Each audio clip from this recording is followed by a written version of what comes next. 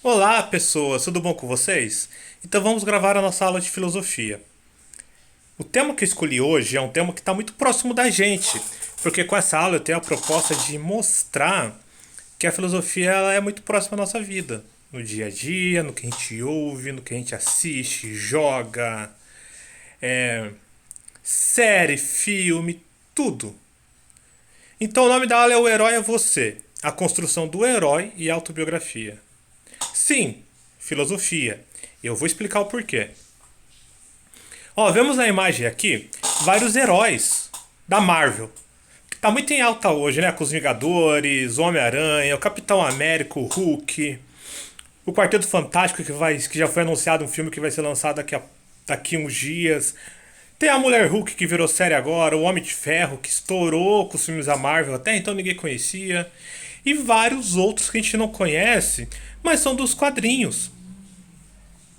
Aqui temos também os heróis da DC, que no cinema não fez tanto sucesso, mas em série, filmes antigos e quadrinhos são bombados. Né, o Superman, clássico, todo mundo sabe quem que é. O Batman também, Mulher Maravilha, o Shazam, que estourou um ótimo filme, Lanterna Verde, o Flash, que tem uma série maravilhosa, e os vários heróis. Temos também os heróis que a gente fala, os heróis históricos da vida real. Né, o Che Guevara, Tiradentes, o Nelson Mandela, aqui em cima, ó. Simão Bolívar, que a gente estudou lá quando vai estudar a história da América, a gente vê que o Simão Bolívar foi um grande herói para os latino-americanos. Ali embaixo aqui, ó, o Zumbi dos Palmares, que é um grande herói do movimento negro. Temos aqui embaixo o Mahatma Gandhi, grande herói hindu que batalhou pela liberdade da Índia quando ela era colônia da Inglaterra. E no meio Jesus Cristo, né? Que a gente nem precisa falar que é a partir dele que se baseia o ensinamento da igreja cristã de 2000 anos. Até aí estamos discutindo. Todos esses personagens que eu mostrei, os históricos, eles são construídos através de uma narrativa histórica, filosófica, com o passar do tempo. Essa narrativa, como eu falei agora, pode ser histórica, mitológica, religiosa, ah, vamos dizer que pode ser uma narrativa nacionalista também. E todos os heróis das outras imagens também são construídos através de uma narrativa, só que ficcional. Né? Na filosofia há muita essa discussão de o que é verdade, o que é mentira, o que pode ser, o que é verossemelhança, o que é igual, o que é diferente. Né? E a gente vê que muitos heróis, como o Superman, o Capitão América, vêm também influenciado através da vida real. O Superman, por exemplo, ele foi criado, ele foi pensado como a imagem de um Jesus Cristo, um cara que vem para a Terra para salvar a humanidade. Capitão América, né, mostra o poder dos Estados Unidos, o capitão americano, aquela pessoa que é o exemplo de coragem, de força, de uma nação. Como eu mostrei aqui, né, a narrativa ficcional ela pode ser literária, cinematográfica, né, na literatura cai quadrinhos, livros, textos, até uma literatura oral que é passada de geração para geração, e tem a histórica, que não é colocado como ficcional, mas também pode ser. O que é um herói? Então, qual é a definição que a gente dá para a palavra herói? Herói é aquela pessoa que se comporta de forma corajosa e com determinação. Sua atitude heróica pode ser motivada por um desejo de glória, de justiça ou de convicções firmes. Eles também podem ser históricos, mitológicos, como é o caso da mitologia, ou ficcionais. Alguns perpassam até essa questão da mitologia, da ficcionalidade e da realidade. Por exemplo, Thor. Na mitologia nórdica, ele é o deus do trovão. E na Marvel, ele é um herói. Né? Saiu nos Estados Unidos até quadrinhos de Jesus Cristo como herói. Temos o Hércules também, da mitologia grega, que ele era um semideus, filho de Zeus como humana. Ele também é o herói da Marvel, só que a gente não conhece porque os quadrinhos não chegam até aqui pra gente. Vai ter um cara chamado Joseph Campbell. Ele é um professor, ele é um mitologista, um escritor, conferencista norte-americano, que ele vai estudar mitologia e religião comparada. Que é isso? Ele vai pegar várias mitologias, várias religiões, vai comparar todas as histórias e tentar colocar no papel aspectos e teorias que a fazem serem parecidas, serem iguais. Né? E através desse estudo, ele vai escrever um livro chamado O Herói de Mil Faces, que vai ser publicado originalmente em 1949, só que vai estourar no meio acadêmico e também no meio popular, que a gente vai ver depois.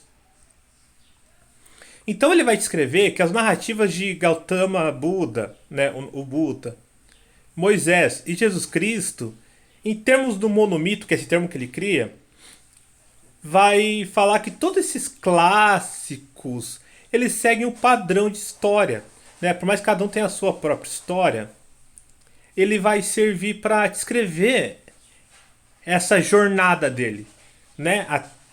Desde o princípio que ele começa a fazer a sua história até o fim. Exemplo, temos Jesus Cristo. Né? Ele estava lá na casa com os 30 anos, ele recebe um chamado de Deus, vai ser batizado por João Batista nas águas, aí começa a sua missão de 3 anos. Que ele vai levar a palavra de Deus para frente, uma nova palavra, a palavra de amor, de cuidado, de amar ao próximo. E termina com ele sendo crucificado. Né? Aí, segundo a Bíblia, ele ressuscita. E estamos até hoje aí vendo a sua história ser contada por várias religiões, várias pessoas. No meio Moisés, né, que também estava lá no Egito, ele foi adotado por um faraó, aí ele começa a batalhar contra aquela opressão que o povo hebreu sofria no Egito. E Siddhartha Gautama, o Buda, que também vai criar o budismo, que até hoje é uma das grandes religiões do mundo. Né, Siddhartha Gautama conta a história também que ele era de uma família rica. Ele não via nada que acontecia no mundo, até que ele vê que há pobreza. E ele começa a tentar procurar acabar com isso no mundo. Né? Então ele vai se iluminando, ele vai meditando, meditando até se tornar o Buda, que significa o iluminado. E as palavras hoje regem várias nações hoje no mundo, como na Índia, no Japão, na China, há muito da filosofia budista por aí. Então todas essas histórias, analisando todos esses mitos, essas religiões, vai ser criado o termo monomito, que eu já falei antes. E o que é monomito? O que é esse termo? O que ele fala? O que come? Como se vive? Vamos ver agora. A jornada do herói, ou monomito, é um conceito de jornada cíclica. O que é cíclico? É um círculo que sempre se complementa. Sempre inicia, finaliza, inicia, fazendo um círculo. Fazendo um círculo. Cíclico, vem disso. Então ele entra com uma categoria de narrativa de mitologia comparada. Então vai ser um modelo comum que envolve geralmente um herói, uma pessoa, que entra em uma aventura, que ele é vitorioso e ele retorna a casa mudado, transformado por tudo aquilo que viveu. Comum isso nas histórias, não é? E a gente vai ver o porquê. Vai ter um cara na Disney, ele era um grande roteirista que fazia roteiro dos filmes, chamado Christopher Vogler.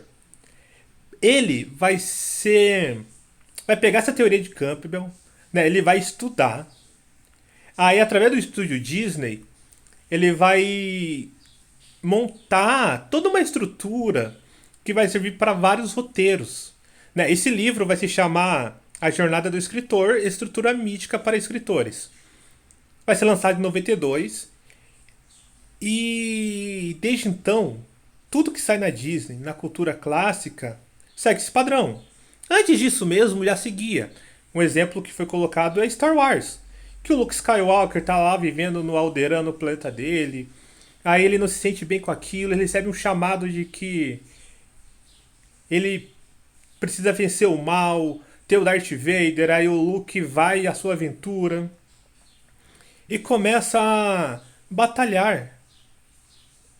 Passo após passo, jornada após jornada, até a sua vitória. Basicamente, o que o Vogler fez foi tornar as ideias de Campbell mais acessíveis e palpáveis para todos. Podemos ver esse método narrativo em filmes como Mulan, Rei Leão, Pequena Sereia. A indústria do cinema se beneficiou muito do trabalho do Vogler, porque a partir de então tudo vai conter esses 12 passos que eu vou mostrar para vocês agora. Como eu falei, o desenho da Mulan, Aladdin, Moana, Frozen, Cinderela, o Rei Leão, todos esses desenhos vão seguir essa jornada, esses 12 passos.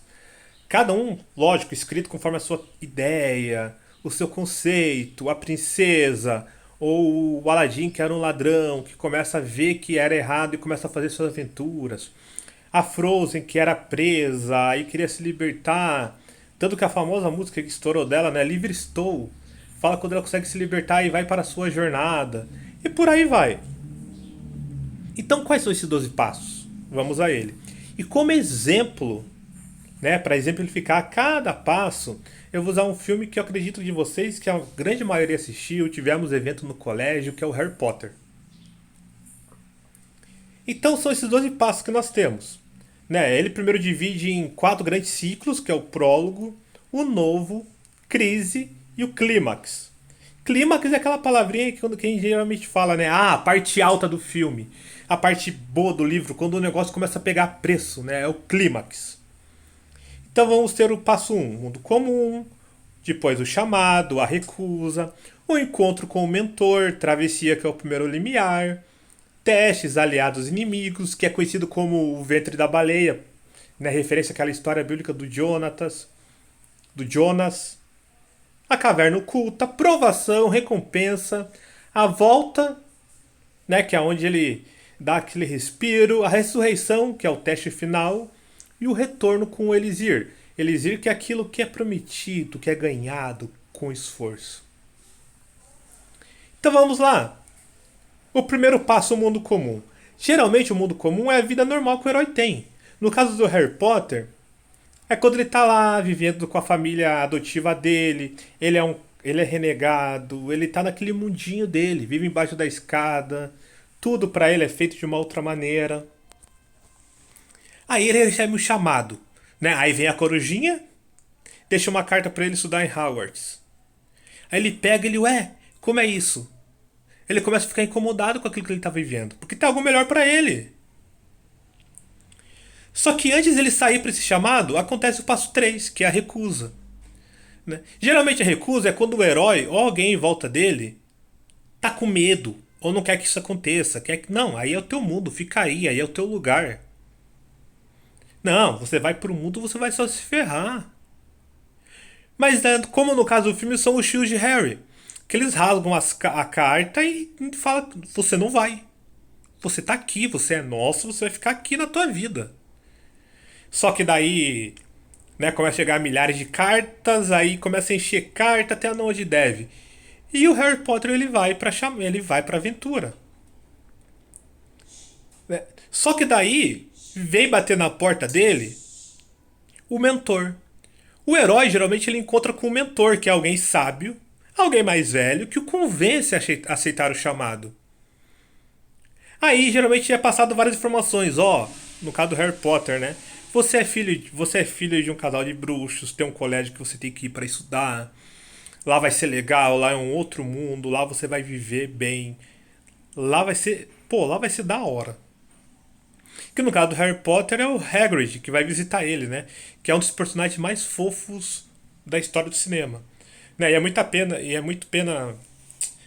pesar, né? Porque o ator nos deixou esses dias para trás. Aí ocorre o passo 5, que é a travessia do primeiro limiar.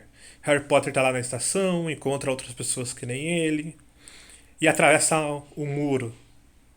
Aí ele chega, se encontra no beco diagonal.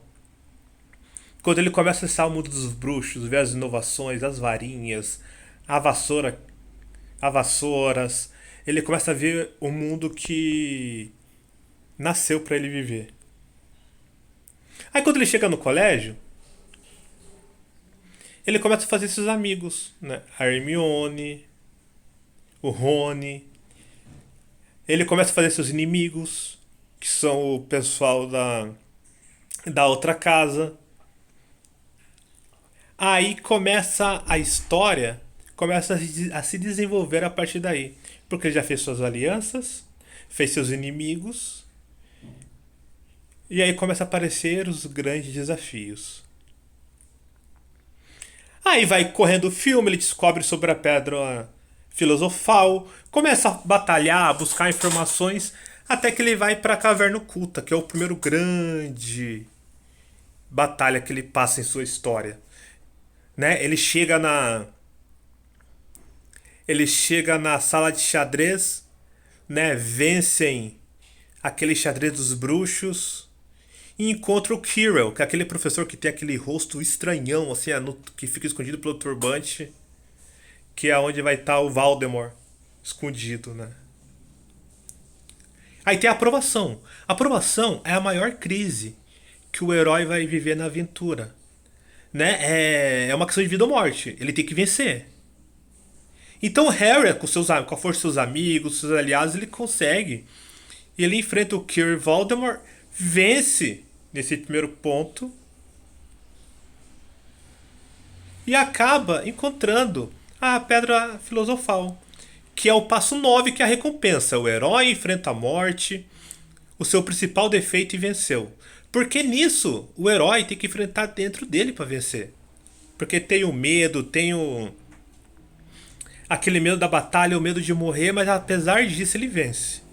No caso, o Harry Potter, ele encontra a Pedra Filosofal, o Voldemort foge, né? E fica tudo bonito, fica tudo alegre. Só que não é o ponto final ainda. Tem a volta. Harry Potter volta com seus amigos pro colégio, né? Há toda uma comemoração. Ele começa a preparação para voltar pro mundo inicial dele, né? Para aquela vida que ele vivia com seus tios lá. Só que daí tem ainda o último desafio, que é o teste final, que vai ser o passo 11, chamado Ressurreição. A ressurreição pode ser o reconhecimento do herói. Você falar, nossa, Harry Potter, você salvou tudo. Ê, beleza. Ou pode ser um último teste, que no caso do filme é o Troféu das Casas, que eles acabam vencendo um outro inimigo, que são os... que é a Casa Verde, que eu esqueci o nome agora. Mas já vou lembrar. Aí ele vence o desafio das casas, vence o Draco Malfoy.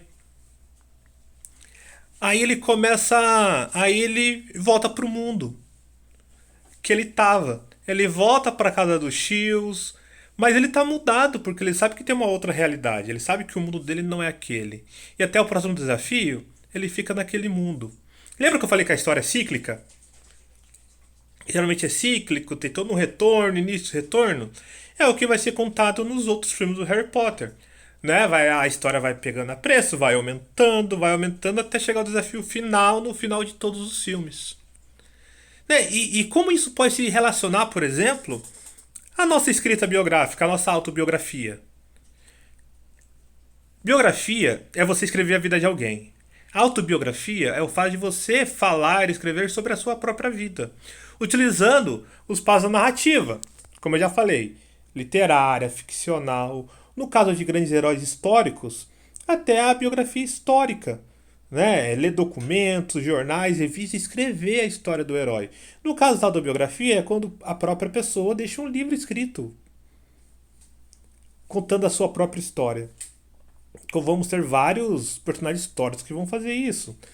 Napoleão, Simão Bolívar vai ter suas memórias.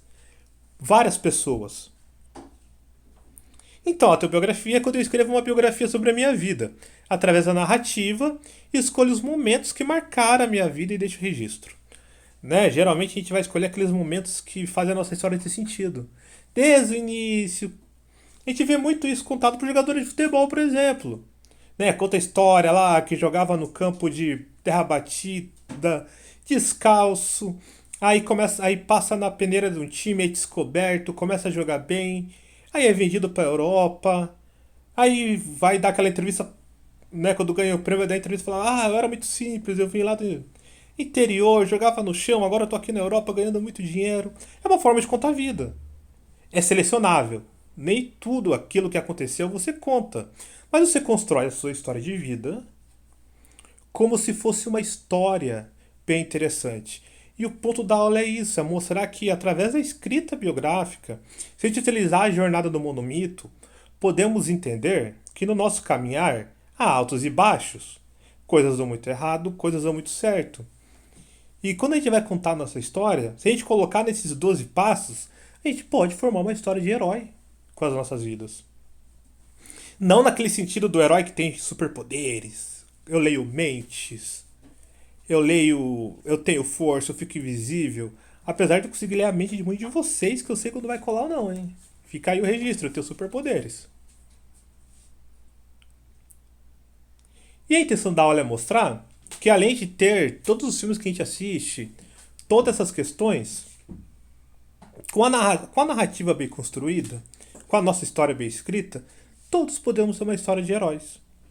Todos podemos escrever nossa história como se fosse uma história de vitoriosos que, por estarmos vivendo no mundo atualmente, nós somos. Então, pessoas, é o seguinte. Agora eu vou. Né, essa aula toda que eu dei vai servir como avaliação de filosofia. Eu vou deixar o link com as questões embaixo para vocês responderem, né, com tudo que a gente explicou na aula. E é isso. Bons estudos a todos, boa prova e vejo vocês pelo colégio aí.